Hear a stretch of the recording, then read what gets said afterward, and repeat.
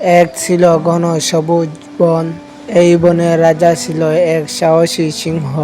তাকে সবাই শুধু ভয় নয়, ভালোবাসা ও সম্মানের কারণে রাজা মানত। প্রতিদিন সকালবেলা সিংহরাজ বনে ভ্রমণে বের হতেন। তিনি খোঁজ নিতেন কেউ অসুস্থ হয়েছে কিনা, কারো কোনো বিপদ আছে কিনা। তা প্রতিদিন সকালে হেঁটে হেঁটে খবর নিতেন। that actually matters. And every day I try মহারাজ, আমার বাচ্চাটা হারিয়ে গেছে। job. চিন্তা করো না, আমি সবাইকে পাঠাচ্ছি তোমার বাচ্চা খুঁজে। তোমার বাচ্চা ফিরে আসবে।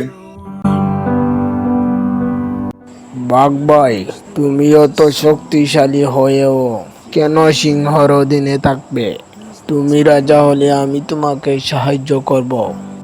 I wish there was a song শিয়াল কিন্তু সিংহ ন্যায়পরায়ণ। title.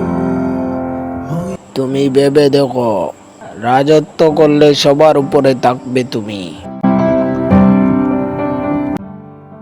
শিয়াল আর বাঘ মিলে বন জুড়ে জঙ্গলে ভয় আর সন্দেহ ছড়িয়ে দিল। সব প্রাণী চিৎকার শুরু করলো, নয়া রাজা হবে এই জঙ্গলে। কেউ আবার বলছে নতুন রাজা হবে, কেউ আবার বলছে সিংহের নেতৃত্বে থাকবে। I'm so opposite.